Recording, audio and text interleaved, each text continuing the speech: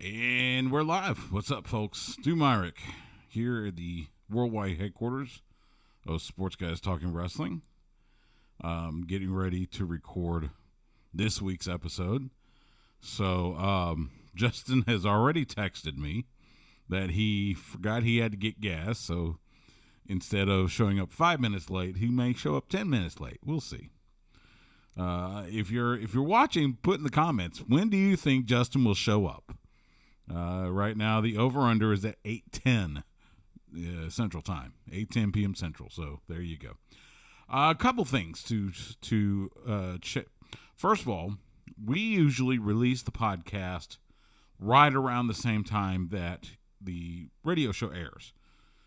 Well, I think going forward, we are going to release podcast early. A lot of that has to do with the simple fact that we, on the radio show, it's hard to really talk like NXT and AEW because by the time the radio show airs, everything we talk about will have happened. So we're going to go ahead and just release it early. And we may keep that, most of it, to the podcast only segment, which we're going to bring back. So there's that. So that's that'll be kind of a change. So actually look for the podcast probably by noon Central tomorrow, and going forward, we're going to try to do that as well. We'll try to get up earlier, and of course, make sure you follow us on Twitter at SGTWATX. Follow us on Facebook at Sports Guys Talking Wrestling, and you'll see we post always on Facebook and Twitter when the podcast drops. So there you go. Let's see what else. We are scheduled, as I mentioned in the description, we are scheduled to be joined on the phone by the NWA Women's World Champion, Thunder Rosa. She is part of the management for Mission Pro Wrestling. If you have not heard the news, Mission Pro Wrestling is going to become an all-female promotion. They have announced their first event. So we're going to talk to Thunder Rosa about that. I visited with her in Plano this weekend. I went up to Plano for SWE Fury. They did their TV tapings, and it was great to see her. So I visited her a little bit.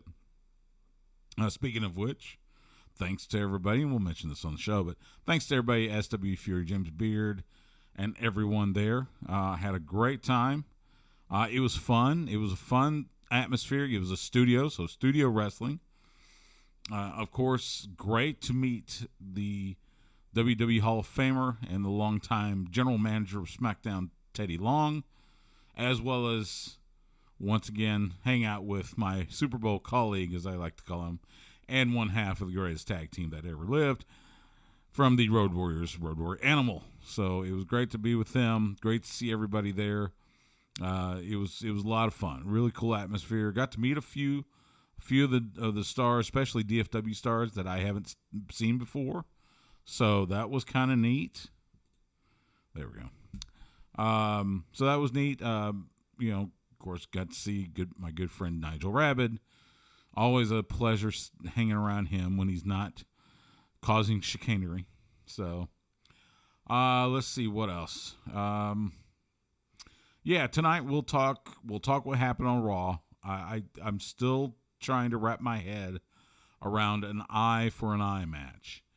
I mean, I know they're trying to grasp at straws here to, keep people entertained during this lockdown era, but an eye for an eye match. And it actually says on WWE.com, and we'll talk about this, but it says the winner must extract his opponent's eye. So I don't know what this is going to look. I mean, they're calling this, instead of Extreme Rules, the horror show. Now they're calling it the horror show at Extreme Rules. So I shrug my shoulders. I don't know. So we'll talk a little bit about that. We'll talk a little, as I mentioned, podcast only segment. We'll recap what has happened so far with both the NXT version of the Great American Bash and AEW Fyter Fest, and we'll look forward to what happens tomorrow night on both shows. We'll even do a little bit of talk about New Japan. The finals of their New Japan Cup is set.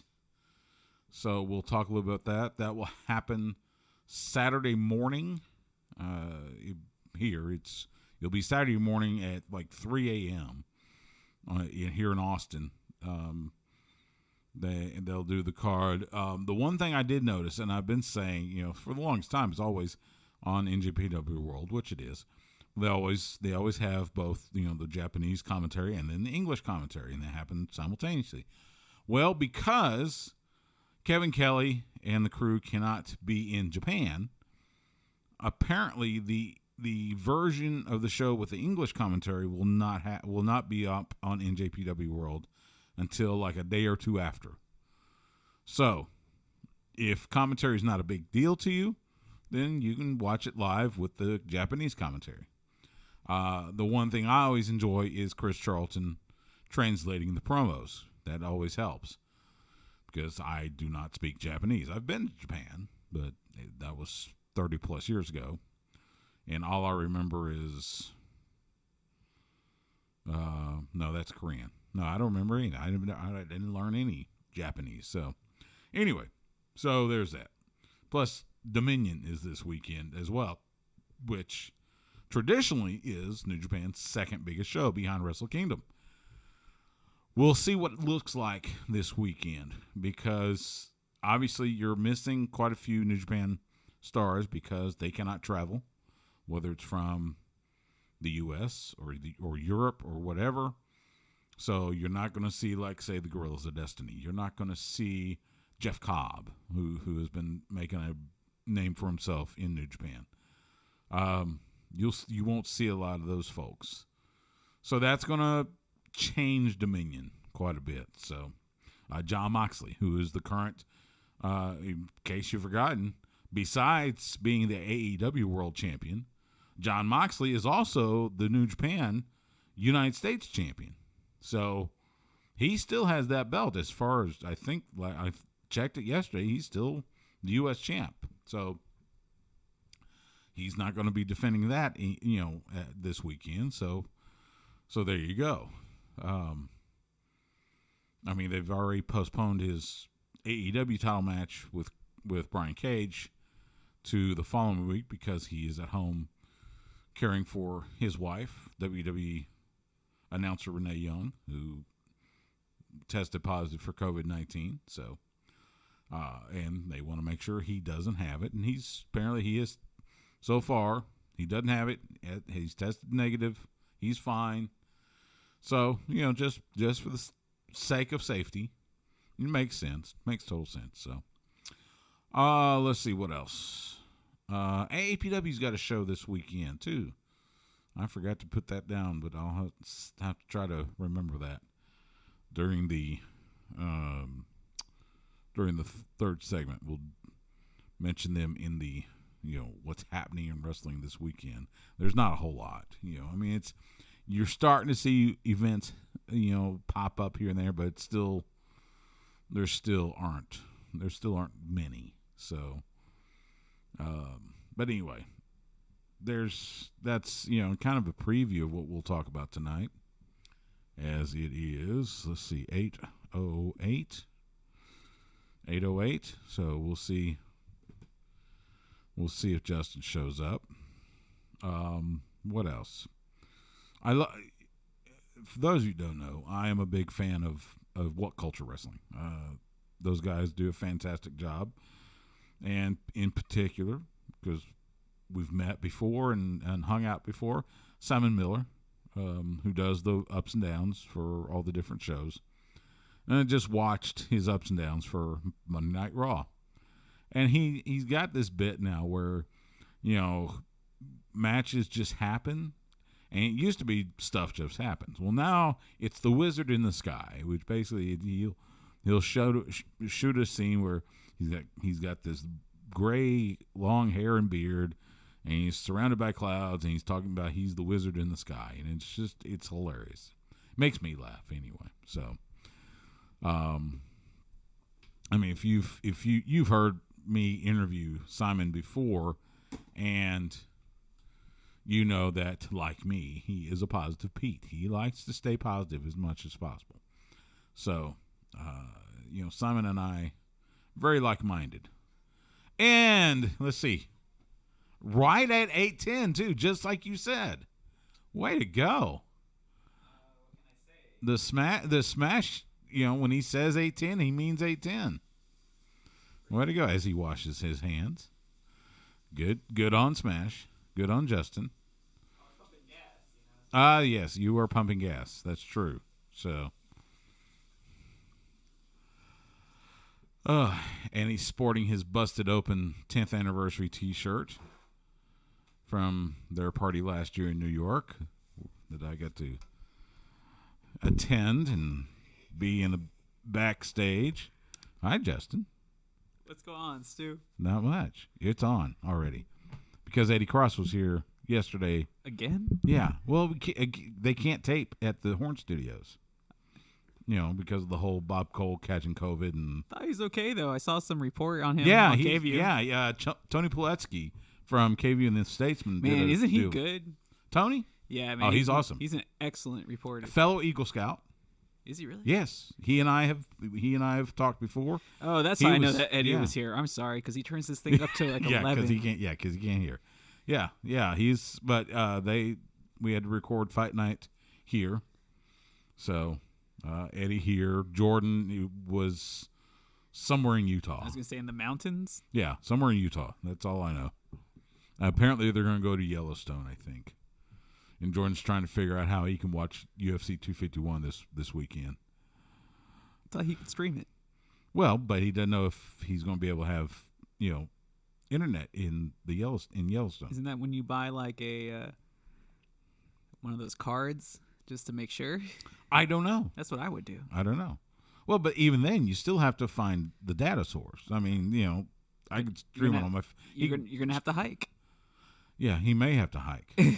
That's all I could say. I mean, especially that they're going to pull the trigger on Usman and Masvidal, who and I'm actually interested in seeing because I interviewed both those guys in Miami and saw the confrontation. If you see on ESPN.com, they show the shot of them jaw-jacking each other. Well, that was like 3 tables ahead, in front of me in Miami at Super Bowl Radio Row. So yeah, I want to see this fight. Okay, I'm not. You don't really, know? No, I thought you would know that one. No, I'm kind of impressed that I know this one. But you know more than I do. Well, yeah. This was one. It was Gilbert. What's his name? That he tested. He was supposed to fight Usman. He tested positive, so he can't go to Fight Island. This is the card that they're going to do in Abu Dhabi. Oh, on Fight Island. On Fight Island. I mean, yes. I'm interested in that aspect, but I've already seen every other team or every other sport kind of do the same thing essentially. Yeah, that's true. That's true. Did you see State Fair Texas canceled for this year? Again, doesn't mean much to me, unfortunately. Get out of Texas. No, just kidding. It's sad though. No Fletcher's Coney dogs. And I wonder how that's going to take away from the atmosphere of Texas OU this year. If they play the game. I think I've only been to the State Fair like once. Okay, I'll take that back twice. The second time I just had so much to drink, I really don't remember much. But I've never been as to the game. Okay. I haven't been to the game. I've been to the State Fair a few times. I've been to the State Fair, on Texas OU Day. In fact, did radio there with Chad Hastings and the crew. I have been to the last A&M UT game though, or at least one of the last ones. You mean the one where Justin Tucker kicked the 40-yard field goal to win it? Oh no! The last one I saw was it was at A&M. Okay. Cedric Benson ran all over them that day. Rest in peace. Said. Yeah, so I was just all like, that's the last game I've seen. So some people haven't even seen that. I've seen a few live. I was at DKR when Ricky broke the record against A&M. He broke the college rushing record. Ooh. That was 90, 99, 98. It was Mac Brown's first year as head coach. Last time I've been there as a fan, it was the championship year. It was that 05? Yeah, the same day where the push happened, where USC beats Notre Dame at Notre Dame. Oh, okay, yeah. But the last time I'd been to a UT game was like working with Bob Cole, like 3-4 years ago, 5 years ago maybe. Okay. It was like against OSU, Oklahoma State. Yes. Yeah, not the other OSU. Right, the Cowboys. I was at OSU Texas this past year, I think. That's when Chuba, what's his last name? Chuba, the Hubbard, thank you. The running back, fantastic running back. Oh my God. Oh, I don't know why he went back. Should have just went pro. Who knows? He may be enjoying it. He wants one more year of enjoying college football. I don't know. I hope he's making more money than he thinks that he would have made in the NFL. There's a lot of people that say, who was the last one? There's a lot of people say a few Longhorns that went to the draft could have made more money if they stayed. So, but we'll see. Let's see. It is 8:14, 8:16. All right, so we're gonna vamp because I told Thunder Rosa we'd call her at 8:30. So okay, and we don't have time to do the first segment, so we'll just vamp a little bit. What'd you do for your fourth? Anything fun, interesting? Nope. No? No, I don't know how people found time to do things interesting. Well, apparently people did. Following the protocols, yeah. Well, yes, I agree, but you and I both know there are those people that think and this is exactly everything's hogwash. why you're not having the Texas State Fair or OU Texas. Oh, I know. well, the game is going to happen, at least as of now. It's just there's nobody you're not going to have the fair surrounding it. Well, yeah. Although this would, and I saw, was it Brett Kellner, I think, on the triple option, talking about this would be the perfect opportunity to make it a night game. Yeah, there's been a lot of people that have been saying that. Again. Or move it. But move it where? Well, the most likely spot would be AT&T Stadium, the home of the Cotton Bowl. You're just gonna. I don't think you move it. I think you keep it in the Cotton Bowl. But I could definitely be for making it a night game. I mean, but Jerry's World fits more people, so it would be the most. Yeah, I'm easy to adapt to the new post-COVID life because there's no way you can have a full attendance. Not in America, anyways. That's true. That's very true. Because we're so behind on this. Oh, we are. Good Lord. 10,000 new cases today. There's no reason for this. I mean, the Premier League had nobody that has been playing test positive this past week. Not one player, not one coach. Yeah, meanwhile, MLS, yeah, FC Dallas you're talking about soccer, huh? FC Dallas isn't going to that MLS is back thing that they're going to do in Florida. Nope. You got Major League Baseball. You got players testing positive. I think you had a few players. Oh, the Bucks. I think the Bucks had a positive test before they headed to Florida to do the NBA. Yeah, that's going to happen. Yeah. Orlando had a few. New Jersey had a few people pull out. But, I mean, if I guess everybody's going back to work, I guess everybody's going back to work. Well, in Florida, so I think Florida's worse off than us. So when it comes to the case counts and such. At this point, it's just kind of about discipline. Oh, yeah. How good are you going to be in the bubble? Well, and that's the thing. How you're going to tell these guys who are used to a certain lifestyle that they can't go out, can't go partying, can't go out on the town. Well, the thing is, it's like that wouldn't even be an issue. The problem is that you can't have people come and visit you.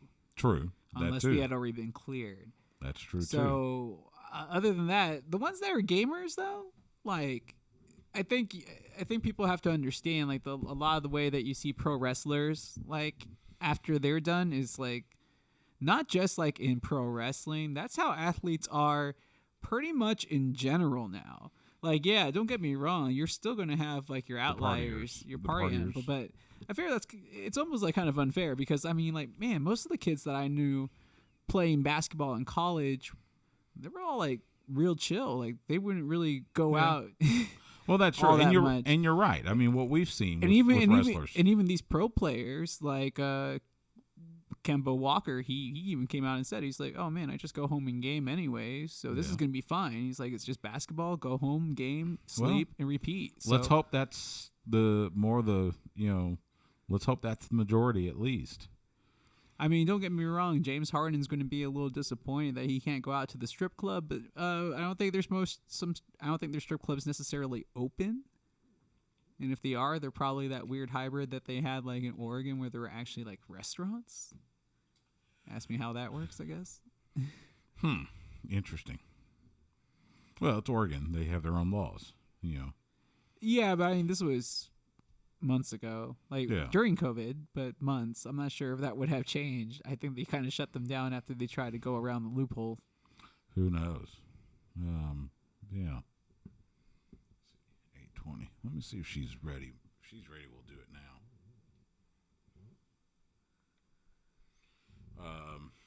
And then we'll do segment 1 afterwards. Let's see. Here we go. That's what I need. If you're ready.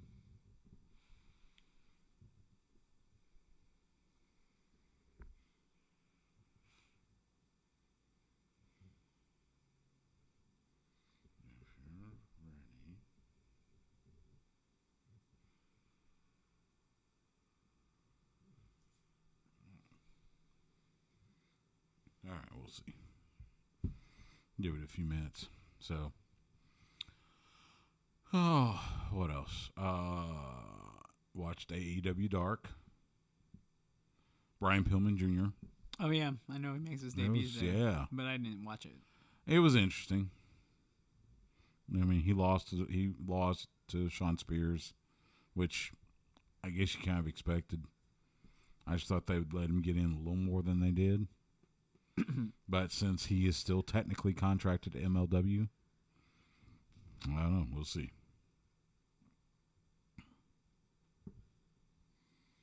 I don't know. MLW doing big things, though.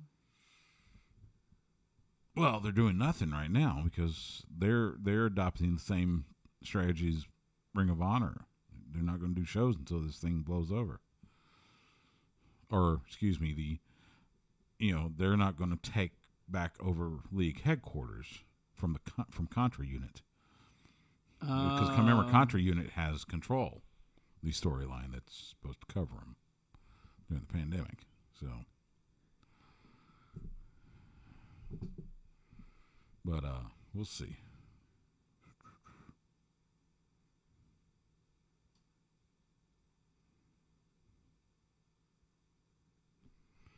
I don't call too early because she has her own things going on. She's got stuff. She's got to run her own promotion. You watch GCW? I did not. I need to. I need to see more of that. No, man.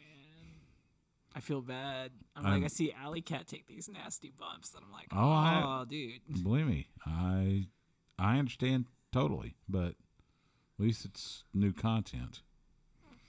So I always wondered how she was going to get that over, like her gimmick when I first met her, like years ago, and like lo and behold, she got it over. Well, she changed. She changed a little bit first. Yeah. I mean, she tweaked it, but it's like same exact name. Yeah, same name. Just she's a little more into the hardcore stuff now. Yeah, just a little. I mean, yeah, no, I'm always been impressed with her work ethic and the fact that she's willing to take these chances. But, yeah. No, she's making a name for herself little by little. She definitely has. She's become a pretty well-known name on the indie scene.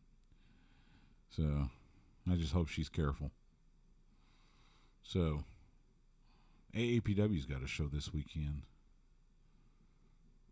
I'll see if I go to that one. So, you got a few of it popping up here and there.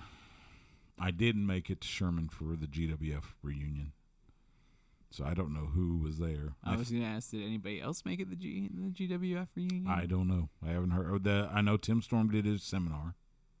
Yeah. Saw the picture.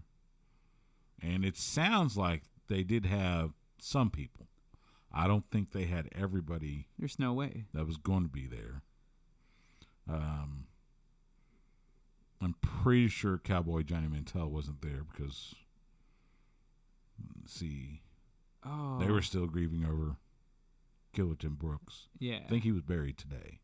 Okay. So, I need to reach out to him and Kay and plus just chat with him. So, I know this has got to be riveting for people, whoever's on YouTube. What else? There was, who else did I see this weekend in Plano? Saw Nigel. Saw Chandler Hopkins. Cam Cole. Will Alday. Will Alday got to be a babyface on Saturday. Oh, interesting. He doesn't do babyface very often, but this time he did. No, I can't say that he does. Let's see. Who else was there? Oh, Vert Vixen and Jasmine Allure. Speaking of AAPW. Yeah. They were taped for SW Fury. Well, that's good. I'm glad that they're getting some more exposure. Yeah. Tim Storm, of course. Adam Asher, of course. Who else am I thinking? There were quite a few guys I got to meet for the first time. Magnificent Maliko, got to meet him for the first time. We never really crossed paths. I was going to say. I know he's a mainstay in the DFW area. Yeah, but I mean, after all of this, and not just COVID, but everything that's happened, like, I don't know what the scene's going to look like. Yeah, I don't know either. I mean, which companies are going to survive? Well, there's a lot of people that have been outed, so to speak. Well, that too. So I'm just like, and a lot of people that ran promotions. Yeah, I'm not laughing at anybody. I'm just like, I don't but know you're what right. to do, be perplexed because I'm like, well, the scene was coming back in Texas, but apparently all the people that, or not all of them, but some that were doing some good business apparently weren't good people. So right. I'm just kind of wondering, unfortunately, that's like one less show for the workers. That's true. And everybody involved. But I mean, you can't have people like that running promotions if they're not taking care of their workers and the fans. That's very true. But I don't know if you were going to discuss this. I don't see this here, but I saw a business tweet. I feel like I'm running like a TMZ show now. It's all like, oh yeah, I saw a business tweet about Inspire Pro, and he's like, I'm not sure how much more they have in the tank left, and I'm like, oh man, well, I mean, if they go, there's like hardly any Austin scene at that point. Yeah, you're basically it's ACW, it's Anarchy and AAPW, and that's it. It would look just like 2005 but I think again. I got a feeling Inspire will run again. No! I mean, they were celebrating their 7th year anniversary. Yes, 7 years today. And I don't doubt that they would run again. It's just that, like, the day that they decide to hang it up is the day they decide to hang it up. Right. But yeah. I think we will see them back after the pandemic's over and all that good stuff. Yeah, but I mean, my concern is that there's not going to be anybody to take their place. I mean, that's true. Wrestle Circus was cute. While it lasted. Unfortunately, I don't even know what happened there. Obviously not good. None of it good. That apparently, and it affected a lot of people behind the scenes, apparently. But I think that was primarily money. Yeah, that affected a lot of people behind the scenes. Yeah. But I mean, it didn't fold because of nefarious things. It was money. Yeah. Which affected a lot of people behind the scenes. It did. And money like that talks a lot, especially when it comes to like things like that, where one of those things that can add stress, that can make maybe something that wasn't necessarily running smoothly. Maybe those cracks start to appear, and they take on some more stresses, and then those cracks become breaks. And we all saw the fallout, unfortunately, but sadly, that was a huge blow to the scene. And then, the day that Inspire Pro, they decide to hang it up, I'm just like, oh, well, who else is going to come in to replace them? Yeah. All right, let's see if Thunder's ready.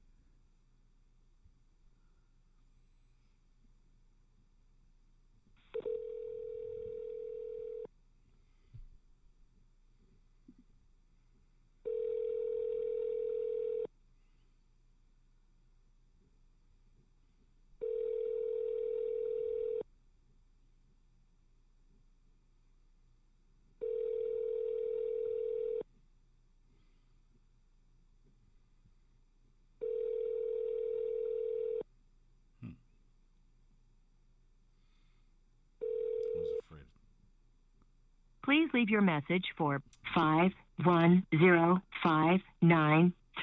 Oh, well, don't be putting people's numbers over the... Yeah. Just realized that. All right, so you guys got like 3 of them. Yeah. You guys have to figure out the rest now. Let's see. Let's try again. I'll give her a little bit. Yeah, give her a second. I got email. Unbelievable Longhorn deals from the team shop. Really don't care. What, you haven't bought your new Texas shirt yet? I don't really want a new Texas shirt right now. Although I did see something from, was it Co-op? Yep, Co-op selling the coaches' polos. I got friends that buy the coaches' polos every year. Really? Which, I mean, those things aren't cheap. You know, those are like $60, $65 a pop. So yeah. Let's try again.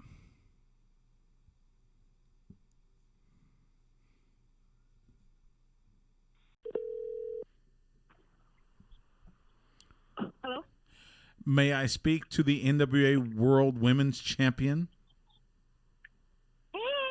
Hey, I'm so sorry I just got out of practice. It's okay. No worries. Yeah, I figured you were probably, cleaning up or something. No, I was at practice. I was like, Brian told me you have an interview, and I was like, oh yeah, that's right. And then I knew I had it, but I thought it was a 9, but my bad. It's okay. So, are you ready to go? All right, you're connected to my car, but I'm ready for the interview. Okay. All right. So we're gonna do an intro, and then we'll bring you in. Okay. All right. All right. Here we go.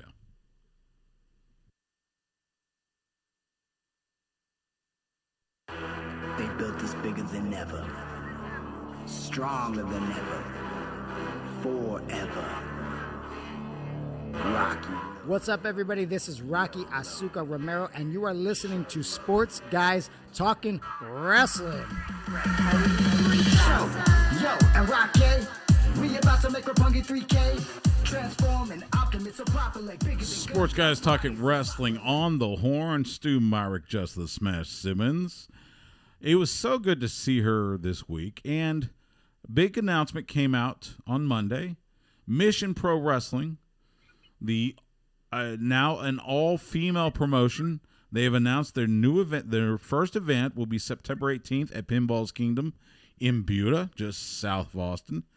And to tell us all about it, it is joining us on the Vaqueros Cafe and Cantina hotline, one of the part of the management of Mission Pro Wrestling. And oh, by the way, she's the current NWA Women's World Champion, Thunder Rosa. Follow her on Twitter at Thunder Rosa 22. Thunder Rosa, how are you?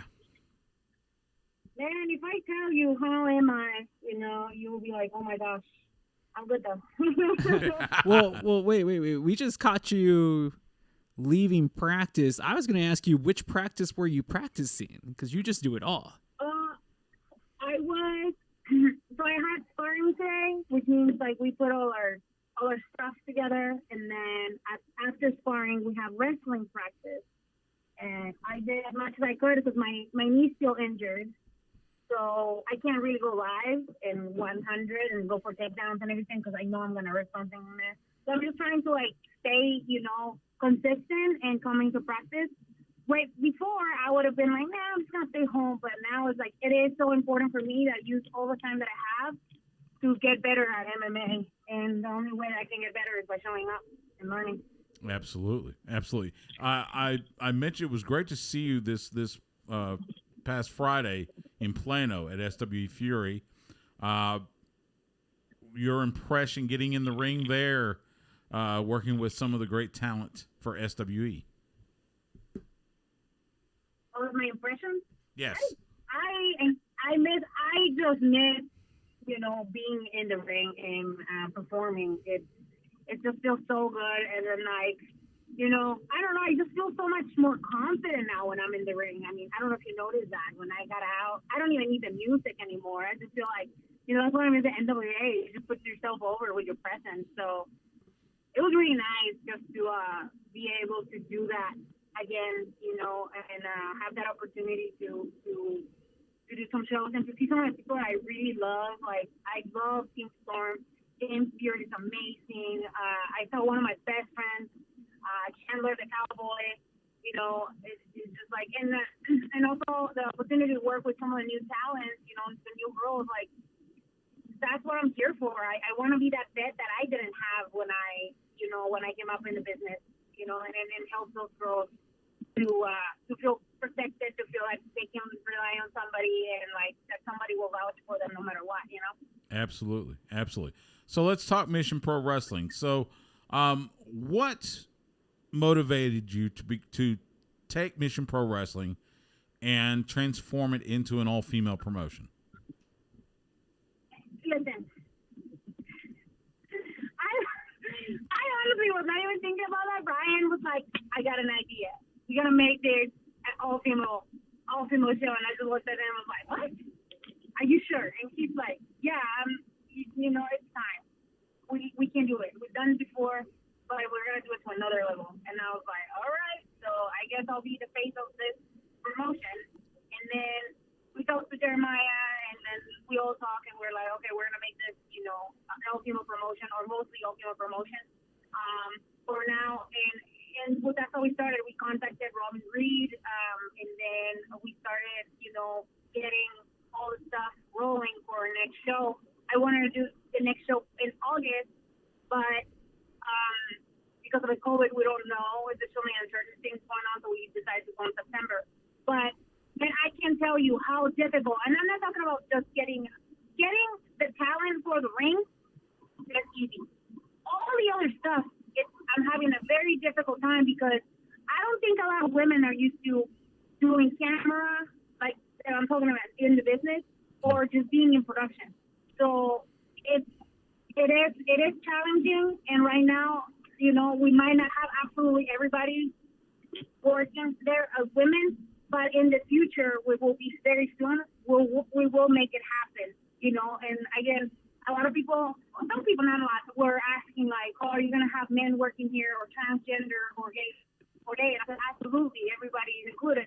But what we want to make sure is that all the positions we would like to fill them with women. That's in the, you know, in the long run. But you bring up a good point. That we have. You bring up a good point there, though. Even in the broadcast industry, where we have some of the similar issues, and female talent is underrepresented, not just like what we do, what we're talking behind the mic, but especially on the production side. When you mentioned that, I was like, you know, you are right. I can't say that I've ran into too many like on the spot camera operators that happen to be female. I don't see it that often. But if I find somebody, I'm going to point them your way, though. Yeah, and I know some of them, but I want to make sure that, like, the most important part is, like, we want to make Mission Pro Wrestling a self-run promotion, and it's going to take us a little time, and that's why we have another aspect to it, which is custom matches, which these matches are more all of them are pro-style matches, and all of them are very respectful of our women and men that work there on their limits and stuff.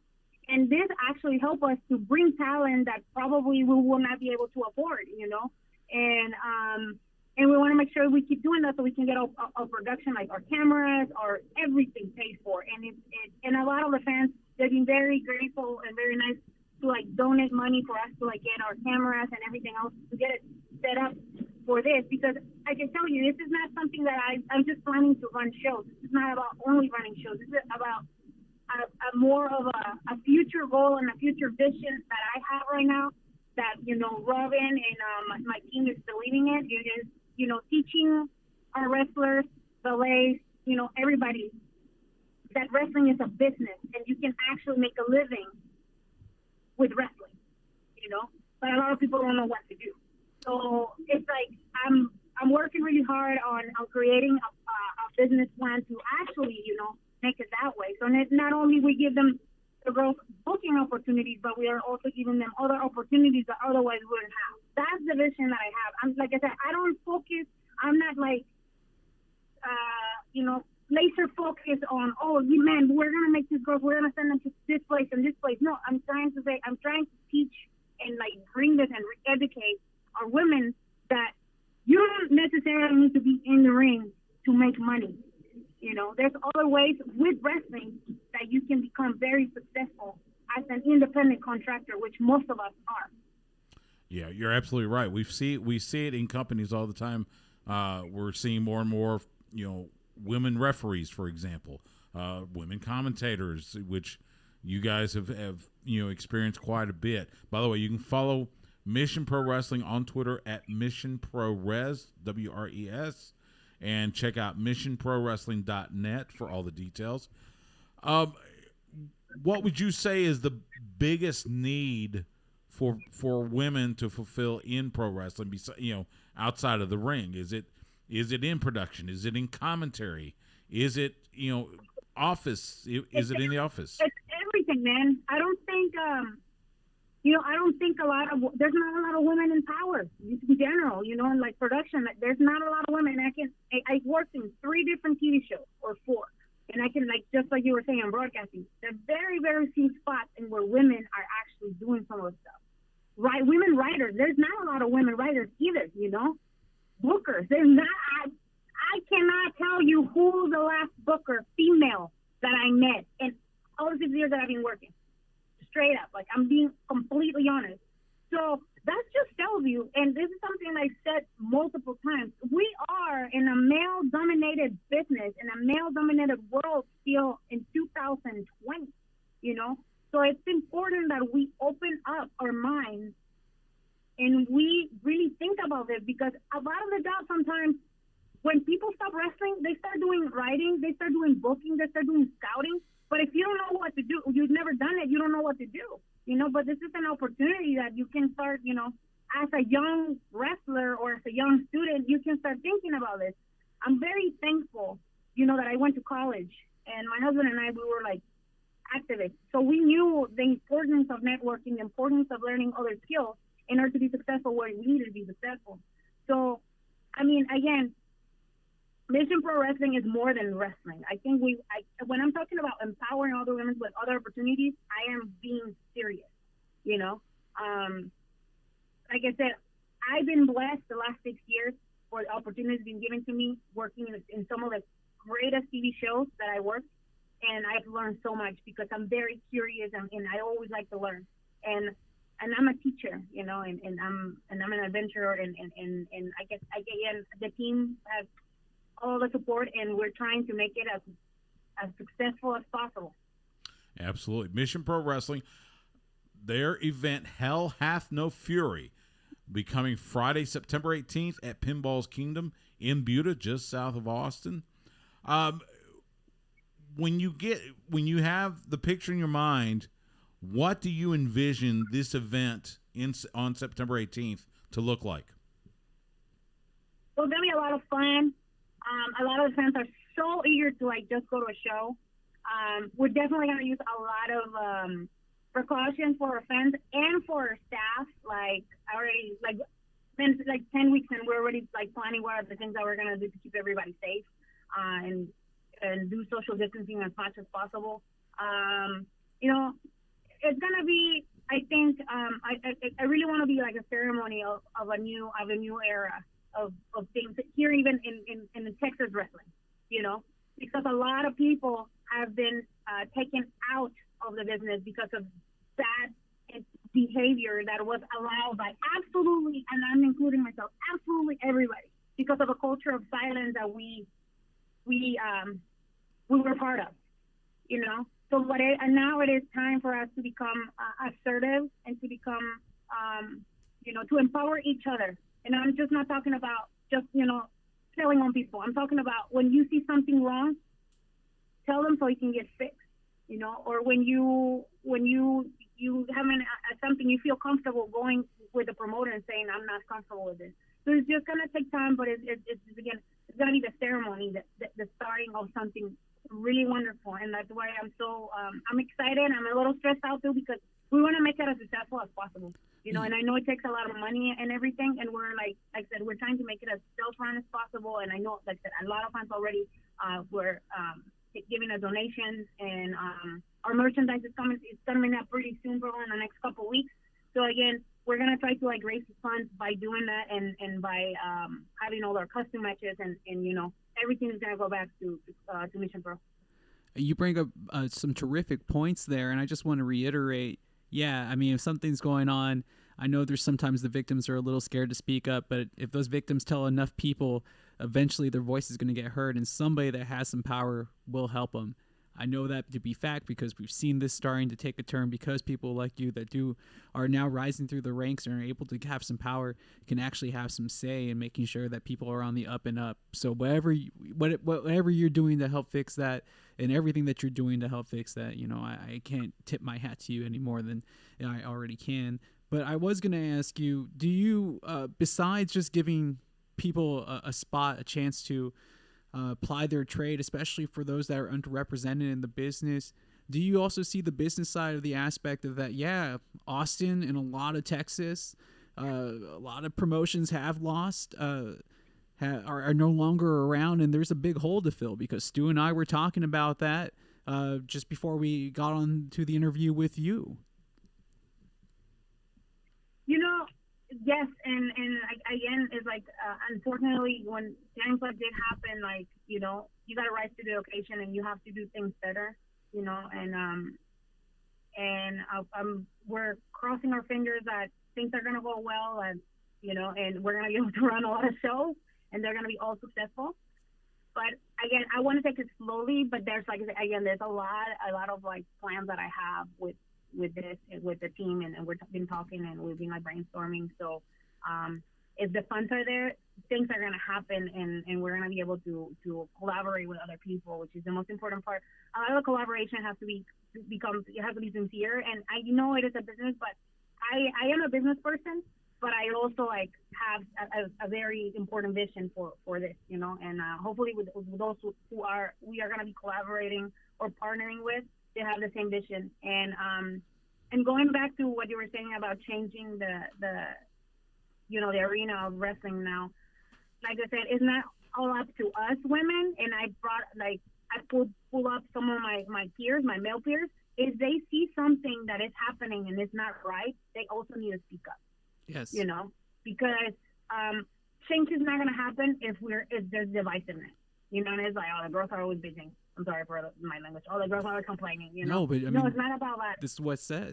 It's about holding each other responsible for our own behaviors and for the behavior in the locker room and outside of the locker room. Yeah, it's called professional very, very important. wrestling. Absolutely. That's why it's called professional wrestling. You're absolutely right. I couldn't agree with you more. Can I ask you? Let's take a look into a year from now after you start. Let's say everything goes well. I'm going to keep everything on the positive.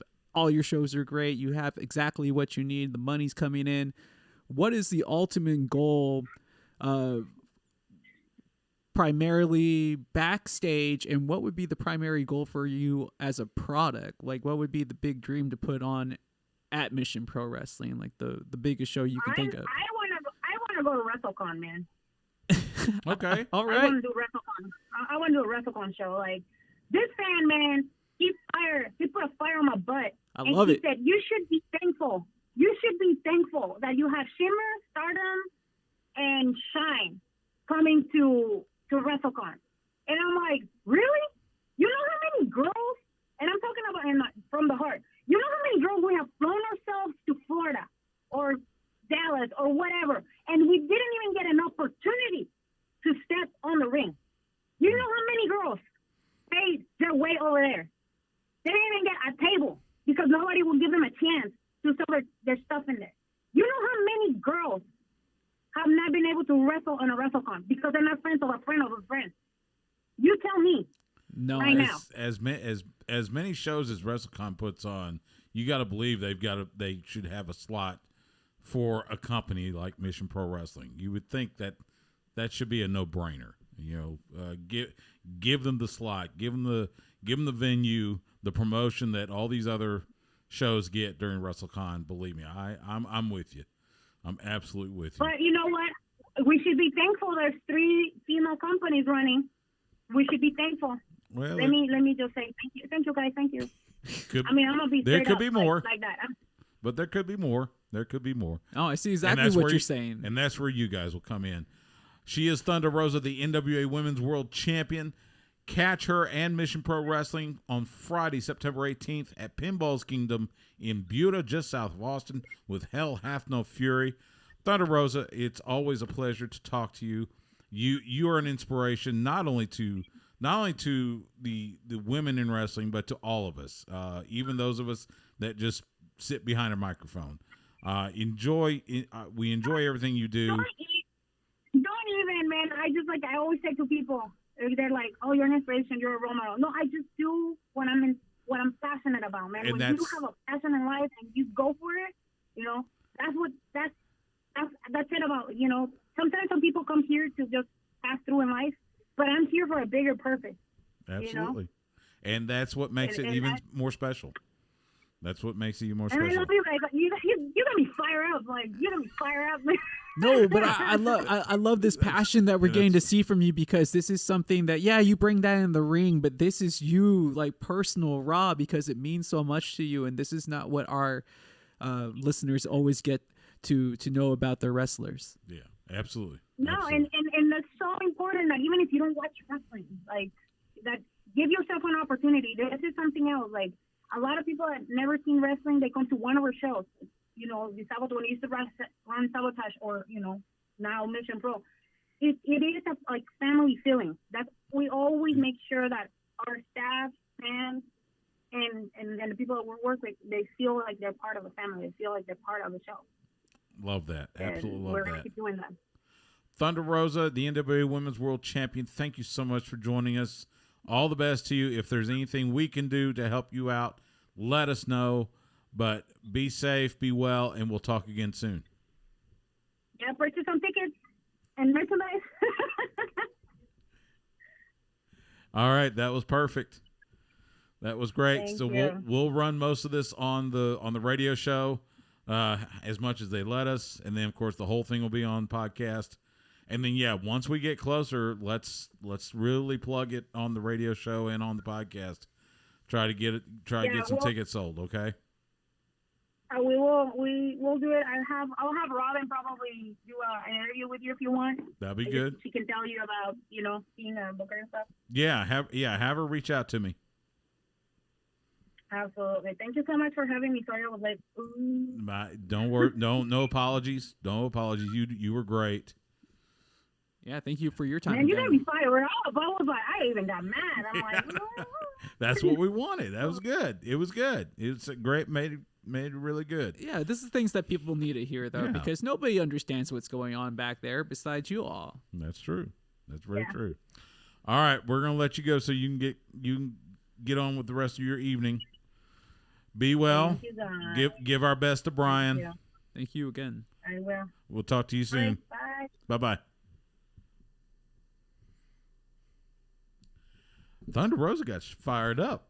Yeah, that was awesome. But rightfully so. Oh, absolutely. She was definitely. Absolutely. With everything that happened, has happened, I should say. Well, at least the stuff that we've only heard. Yeah. I can only imagine the stuff that we haven't heard yet. Absolutely. So there will be more. There Chikara found out. Yeah, that's true. That's true. But yeah, check that out. Mark your calendar now. Friday, September 18th. I know it's September. There will likely be football, but we don't know. But if you get a chance, go check them out at Pinball's Kingdom, and give them your support. This is something that is needed not only in this area but in pro wrestling. So good stuff from Thunder Rosa.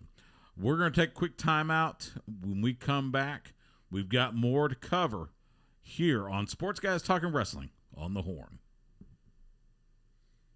All right, there we go. That was good. I mean, I have to cut about a third of that, but that's okay for the radio. Yeah, because remember that's second segment. Second segment is only like 14, 15 minutes, and we went like 19. I thought I was 20. It was almost 20. 20 is the first. Actually, 22 is the first segment. So, which we're going to do now. So, let me switch to transition. I did transitions now. There we go. All right. Oh, I was going to say what we need to do. Yes. It's like you need to film like a snippet and then post it on Twitter before we start, because people view the little videos. Like, oh yeah, like, you know, you might get like maybe 50 views, 60 views, but like it helps with like the interaction when people see like a video. Yeah, and you can only take like 1 minute to 2 minutes in Twitter. Well, maybe we'll take So, like, a piece out of this and. Yeah, like you just need to take a piece Yeah, out of this and just yeah. pop it up on there. Whatever you think that Remind was like me- the funniest moment of the show. Like that's Yeah. what we should do. Like, Okay. oh, funniest moment of this show was Yeah. this. So if you come across it, whatever you thought was the most interesting, like that's Yeah. what we need to do. Okay. That way people will start watching it. All right, let's. I didn't mean to point that out here, but well, just in you case you are running your a own little podcast, behind the scenes, yeah. you should How think to about do the same video. idea. That's right. So, all right, here we go. We're gonna start the show now. Hey, what's up, players? This is WWE Hall of Famer Teddy Long, and you're listening to the Sports Guys Talking Wrestling, and they always keep it real. Holla. When they're not covering the sports world, they're talking about the world of professional wrestling. It's Sports Guys Talking Wrestling. Now, with Justin Simmons, here's Stu Myrick. Sports Guys Talking Wrestling on the horn. Stu Myrick, Justin the Smash Simmons, who is basking at the fact that I did get a reader from none other than SmackDown's greatest general manager, Teddy Long. Oh man, 2020 has been such an awful year. I mean, he texted me on Friday. You got the reader, right? I said, Play yes, it. Of course. Did you get the reader? Of course. Play it. Yes. Yes, and he hollered, yes. And all it cost me was a caramel macchiato from Starbucks. That's it. That's double macchiato? No, caramel. Yeah, but did you make it a double? No, he didn't do double. He does decaf. Decaf, Yes. really? Yes. And I wanted something too, so I offered to Learning get it for something him. about Teddy Long. Yeah. He likes decaf. Yeah. Teddy Long, thank you so much for that. That has made my year And, so much hey, better. Even better. I have his phone number. What? And we're going to bring him on the show No way. later in the month because SW Fury will be doing more tapings. Nice. And he is the new general manager for SW Fury. Oh, man. So we're going to bring him on to promote it. Definitely looking forward to talking to So Teddy there Long. you go. Little Are you kidding? forward thinking to start the show. Jeez, man, my cousin, big, like, he's younger than I am, but big SmackDown watcher as a kid during that time period. He's gonna freak out after hearing this. I understand. Believe me, Eddie Cross from Fight Night was giving me grief because I didn't get a reader for him. I'm waiting for the people to follow up on YouTube that are watching. They're like, "Oh, I wasn't expecting that one. New reader in the lineup. It's an awesome reader." Yeah, it was good. Thank you again, Teddy. Thank you, Teddy Long. It was great to hang out with him, and we'll talk a little more about it later. Oh, what it has been! That stole the show right there. Yeah, it's been a interesting few days. Let's start with Raw. Did you see the new WWE United States Championship? Yes, and they almost nailed it. Almost nailed it. Okay, well, give me the one criticism. Oh, there's not just like one. There's like okay. multiple issues of design. Like those plates, are they always going to be silver? I'm not a big fan of that. Like the side plating, but the stripage on the bottom, the eagle, awesome. The champion part is a little too big. I'm not sure how I feel about like the bigger letters at the end. I'm pretty familiar with it, honestly, after watching it. We did tweet a picture of it on Monday night during Raw. And it's like I like the color of the blue. I wish they would have used that blue on the top where the stars are next to the WWE symbol and would have made it look like the flag a lot more so. And it would make it look a lot classier, honestly. So, the font is a little weird for me, right, too. It is weird. I felt like they were trying to get away from making it a flag-looking belt. I don't know. I know, but it would have been subtle. When I first saw it, I mean, the first impression was it looks like a toy. But as I look at it more, it's kind of grown. I mean, now the side plates I think will change because the side plates are for whoever holds the title at that time. But just take that champion color and put it on the top right there and that make that blue, and it would be so symmetrical. It would have looked kinda excellent. Cool. Yeah, but maybe something they might add in the future. Interesting design, though. I'll give them that. It looks nice, though. Yeah, it's not bad. I've seen more positive than negative. Maybe this is going to be. I don't know if anybody's put this poll up yet. I haven't seen it. If somebody has, maybe we need to do it. But which is the nicer redesign, the Intercontinental Championship or the U.S. belt? I'd say the U.S. That's what I'm leaning towards too. But I want to know what people out there think. Yeah, let us know. Let us know which design do you think. I'm sure somebody out there likes the new Tweet IC at belt. us at SGTWATX. Yeah, and by the way, you just referenced something, and that's something we should have mentioned the last couple of weeks. For those of you that listen to us regularly on the Horn or on podcast, we are now doing the show on YouTube. So if you would like to see us do the show, tune in to our YouTube channel. Just search Sports Guys Talking Wrestling. We have our own YouTube channel. We do it Tuesday nights, 8 o'clock, depending on when this one gets here. Ish. Yeah, ish. But yeah, catch us on YouTube. So, as well as Wednesday nights on the Horn and on podcast. Did you see? Kind of like Cheers, where you get the live studio audience feel, and you get to see how we block everything. Well, it's something how new. We're trying new things. It's also good for those people trying to run their own show, though. They kind of get a good look behind the scenes. Yes. Did you see who returned for one night on Raw? No. At the top of the show. I might have missed it. Heath Slater. Oh, that, yeah. No, I was all like, I thought you were talking about somebody else. I was like, besides Heath? No, not really. I was like, hold it, they fired that guy. They let him go. Well, they let him go. They released his contract right now. They released. They just didn't re-sign him. And every, if you listen to the rumor innuendo, everything says he's going to be at Impact Wrestling Slammiversary on July 18th. That's what I was saying. So, but it's weird that you've been saying that. So it was like all of a sudden Heath Slater is on Raw. I'm going, and I want to know what that conversation sounds like. Vince or Bruce Pritchard or somebody calling Heath Slater, hey, I know we released you, but could you come work Raw this night? Stu, honestly, as a professional that works in the business of broadcasting, similar stuff happens all the time. Like things I'm supposed to have get cut, or I get released from a job, and then they call me right back and tell me they're going to need me after all. So I'm sure Heath, for as long as he's been in the business, understands like, hey, it's a paycheck. It's a paycheck. It's going to be a good paycheck. And more importantly, so many more people are going to watch him on Raw no matter. And he killed it. Right. He absolutely nailed it. No, he was fine. He was great. And that's going to help his stock so much no matter what else he does after this. Yeah. Which, if you believe everybody, it'll be Impact Wrestling Slammiversary. So and that's what that was interesting. Is. That was interesting. That's how you know he's a professional, though. Yeah, man. That's true. He comes out. He didn't have any pride or anything like that. Not big ego. He just came out and did the job. Yeah, he did. And Drew McIntyre was, they hugged afterwards, and the whole 3MB sign. It would have been nice to see Jinder Mahal there too, to put the trio back together. For real, at least for one night. But we might get to see that like an old-timey WrestleMania match somewhere down the line. I think Jinder is still with WWE. I haven't seen. I can't remember. I haven't seen anything saying different. I don't think I think he's still employed by them. So,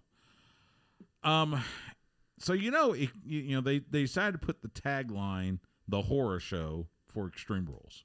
Of course, now they're calling it "The Horror Show at Extreme Rules," and we all thought it was because of the swamp match, the swamp fight between Braun Strowman and Bray Wyatt. Are they still calling it that? They're calling it the Wyatt Swamp Fight. The Wyatt Swamp Fight. Yes. They have nothing better. I know. Well, believe me, that swamp match is going to be nothing compared to what. Why don't they just call it Surge at the Swamp? What they have stipulated now. So we've got this rivalry between Rey Mysterio and Seth Rollins. Wait. What's your best name for this Wyatt Swamp match? You got to have a better name than Wyatt Swamp match. What would you come up with? Stomp at the Swamp? I don't know. See, that's even better. I don't know. We'll get to that. Hold on. Let me go. But nobody's going to remember that if the way this match transpires the way it is described.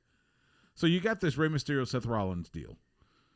Seth hurt Rey's eye. Called eye for an eye. Yeah, he has challenged Seth Rollins. He won a match on Monday night. It was him and Kevin Owens against Seth Rollins and don't call him Buddy Murphy. Ray and Kevin Owens wins. Ray gets a big stipulation. Ray says it's going to be an eye for an eye. For real. But and if you go to, I'm gonna do this. If you go to WWE.com and you look, where is it? Dag nabbit. If you look on their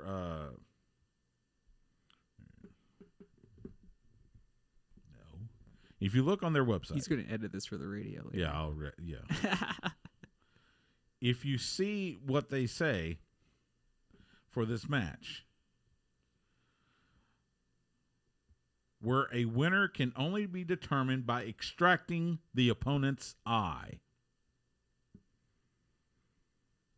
So, is that what we're going to have at the end of this match? One man is going to be holding somebody else's eye in their hand? Are you not entertained? No! This is supposed to be realistic, right? This is what happens. You're not supposed to pull out an eye. You're not supposed to throw fireballs either, but Jerry Lawler did it all his career. And so did Skandar Akbar. What's his name with Contra Unit and MLW still does it. Why not an eye? We've already seen people get blown up. We've seen people go through tables on fire. We've seen people bludgeoned by barbed wire. We've seen people land on tacks. But actually taking an eye out of the eye socket. We've already seen that happen in matches already. Where? Japan. Stan Hansen versus taking an eye out of an eye socket. Vader's eye was out of his eye socket, and he had to put it back in. It wasn't meant to be that way. It happens, Stu. You're asking me, did it not happen? It happened, but it wasn't a stipulation. You're right. It wasn't the way to win the match. Yeah, but it happened. Stan Hansen didn't win the match because Vader's eye popped out. Because Vader decided to continue on. Yeah. Most other people would have stopped right there. Made the big man rest in peace. I got nothing. I'm just waiting to see the visual of. It's not going to be any different than like a B horror movie. I hope. Maybe they're going to get the guy who designed, what's his name? The one that designed Bray Wyatt's belt. Maybe he'll do the special effects for this.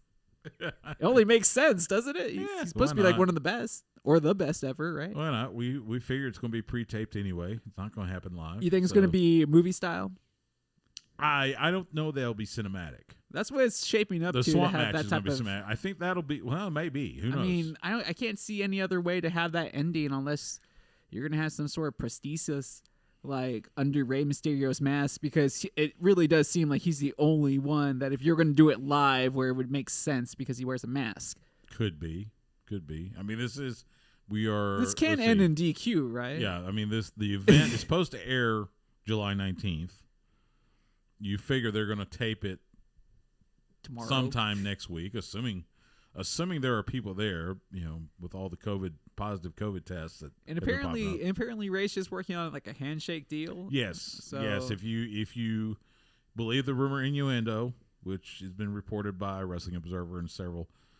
Ray's contract has expired. He's working on, like you said, on a handshake deal. So it's just kind of like it'd be best to get this done quickly. I guess. On SmackDown, they're continuing this whole Sheamus and Jeff Hardy deal, where Sheamus is trying to shame Jeff Hardy for being an alcoholic. They did this toast thing, but Sheamus wasn't there. He was on the big screen. You can form your own theory as to why. But doesn't Sheamus drink? Yes, Sheamus drinks. Jeff Hardy is a recovering alcoholic. But they did this thing where they had the bar inside the ring, had a bartender. By the way, did you see they had Tito's vodka on the bar? It's already pretty well known. If anything, they need to sponsor us. Yeah, Tito Beverage, give us a call. But yeah, I'm still squeamish about this storyline. Now, if Jeff Hardy is using this as like some sort of deal to put out his story or to be, then that's okay, fine. Yeah, but I guess it really just depends on whose idea it is. Yeah. Like if it's Jeff, because we've seen them have pretty unique storytelling abilities, and he's trying to just be like full meta on this, and he's trying to work something out through acting this out in public, maybe good on him, but it kind of just doesn't seem like that would be the case. I mean, like, for instance, I really don't think that was champagne that was poured on, that was in the glass. I'm thinking that was like, I don't think so either. That was probably apple juice or something, Well, Welch's grapes, but yes. It could be, white grape juice, actually. So I'm just just not a big fan of it, but whatever. Answer me this. Would you say right now the main storylines running for both Raw and SmackDown involve the women's title pictures? Hell yeah. Because they're the best part of their shows right now for the most part. I mean, you've got Asuka. By the way, Kairi Sane showed up on Raw. Yeah, she was there too. Which we've all heard that she might be moving back to Japan, so that was interesting. But I mean, and now they've challenged Sasha and Bayley to a tag title. Exactly. Match. Think about it. They lost Ronda Rousey and Charlotte Flair. They bumped Shayna Baszler out of the main title picture. Yeah, they have done Shayna Baszler. And they are still loaded in the women's division. Oh, they have. I mean, they have really done well. And you have to put a lot of credit on Asuka, Bayley, and Sasha. Yes. Like, nobody was buying the heel turn. Everybody was poo-pooing it. And me. And then all of a sudden, they kept on going at it, and it's worked out so well. Well, the switch finally got flipped. At first, when Bayley started, she was acting like an angry teenager, which I was like, that's how people start to rebel sometimes. You can't just go full. But now she's she's found her voice, so to speak. So and it's been one of the more entertaining parts of the show. Like in the segments that they're in, the Iconics are a funny distraction to the team. God, they have great presence. Yes, the Iconics are just, Yeah, besides being good looking, they're great workers as well. They're good wrestlers. They're great wrestlers, but they are hilarious. Yeah, their comedic timing is fantastic. God. So it's just like they have so many talented women on the roster. They really do. There's no reason not to feature it in a more prominent position. We just saw last year a headline WrestleMania, and without Becky Lynch. Think about this. Without your most popular wrestler, and you're still just steaming on through with the best talent. Because unfortunately, when you look at the male side of things, a lot of the young talent still in NXT. You got AJ Styles, who's fantastic, but he's not holding the main belt. But everybody's a little bit older on the main card, near the top. You're right. Because it's like Seth isn't in the title picture. He's kind of in the mid card right now. Seth and Ray, you got the New Day with the tag titles and that type of little battle until Kofi comes back full health. You mean Xavier, and see what they do with the trio. Do they decide to break them up then? We'll find out. I hope not. You have, let's see, Andrade. You got Garza. Did you... Like, all those guys are in the middle. What did you think of their interaction with Randy Orton on Monday night? That was interesting. Yeah, but I think it's just kind of intriguing. I would love to see them work together because it's kind of like an evolution of evolution. Right. Because it would be like, oh, not only are you guys all like multi-generation wrestlers, but like it goes from America to Mexico. I just think it would just, and like they have just like this similar swagger about them. I think like if he was his mentor, like if we kind of saw the Viper kind of work with Andrade, I think that would be a really cool storyline just to see if they can make him a little darker with an edge, because he never really got that edge as a heel. In WWE, yeah. Like, he was a bad guy, but if you can give him that killer instinct that Randy Orton has that gets him over as a heel. As crazy as it sounds, I say go ahead and break him and Angel Garza up. Oh, that's going to happen for sure. Because I think that's the way to get Andrade darker. You think so? So he's going to have to be the one that does the turn. Yeah. Because whoever does the turn is the one that's going to have like, the most heat. Yeah. Betrayal. Because Angel Garza... Do you want to cheer Angel Garza, though? Is he the I one kind of do. It's weird. He has that Shawn Michaels effect, doesn't he? It's not... So it's pretty boy looks, huh? A little bit, but it's still... you can't hate on the guy. Yeah, it's he's just funny. It's kind of funny. He's naturally a funny dude. Yeah. He tells a great story with his facial expressions, his body mannerisms. I mean, Andrade is more the serious heel. Yeah. He's more of the serious type, but you get a lot of personality out of Angel Garza. That's what makes you think, or at least makes me think he's going to be a star. Yeah. That's the true cross. I think he's going to be that true crossover star that they have been looking for. It could be. You mentioned Becky Lynch, who, of course, is out because she's going to have a baby soon. It was announced Eric of the Viking Raiders, a.k.a. Ray Rowe, and his wife, Sarah, formerly known as Sarah Logan, they are expecting their first child. I know. Congratulations. Then. I couldn't be if you saw that. So they have their own YouTube channel, the Wild and Free TV, I think is what it's called, and they have posted the video where Sarah sees how the pregnancy test turns out, and if you see Ray's face when it's revealed, I mean, you could see the joy in his face. Oh, yeah. I was so happy for him. I mean, he posted that on social media before Sarah ever got around to it, so I was like, obviously he was very excited. Could not be happier for both of them. We've known Ray for a while, so we know some of his, what he has gone through, and now to eventually be able to call himself a daddy it's really cool. So congratulations to Eric or Ray Rowe, whatever you want to call him. I hate going back and forth. By the way, Ring of Honor posted the video. This was from Survival of the Fittest 2016, where it was War Machine versus Keith Lee and Shane Taylor.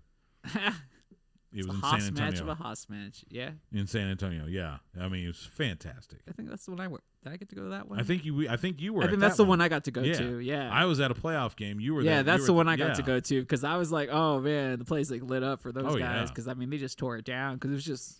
Man, well, they at just that brought time the they were kind of the mainstays of the Texas scene. So yeah, especially during those Texas tours. Exactly. Like yeah, they would always suit up for ROH. But I mean, we were still. Well, no, we weren't working with Ray for Pro Wrestling Texas. He had focused on Ring of Honor, but we were still kind of tight. He didn't make the right move. Oh yeah, no, they did. But back then those were the four guys that we knew real well, and it was always fun to watch them in the ring. So yeah, glad to see that they've had success. Yeah, absolutely. Could not be happier. So. Hopefully, some more of the good people in wrestling will have some success as well. We're going to take a quick time out. By the way, we are going to recap and preview Great American Bash from NXT and AEW Fyter Fest in a podcast-only segment. So make sure you catch that on our podcast, which will be available on any platform. But coming up next, we're going to talk to the NWA Women's World Champion Thunder Rosa. She is heading up a new version of Mission Pro Wrestling. It's going to become an all-female promotion. We'll talk to her about that coming up next on Sports Guys Talking Wrestling on the Horn. Ended right at 22. So nice. Very nice. All right, so now we'll do the podcast-only segment. So, and of course, I got to bring up my soundboard again. So,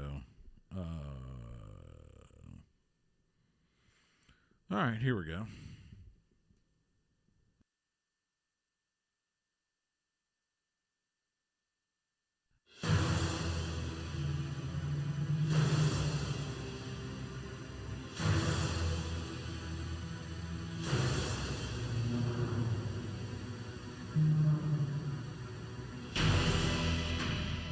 Hey, this is The Stinger, and you are listening to Sports Guys Talking Wrestling, where it's always showtime.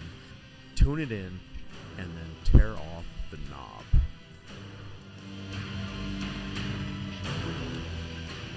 Sports Guys Talking Wrestling podcast-only segment here. Justin Smash Simmons and Stu Myrick here.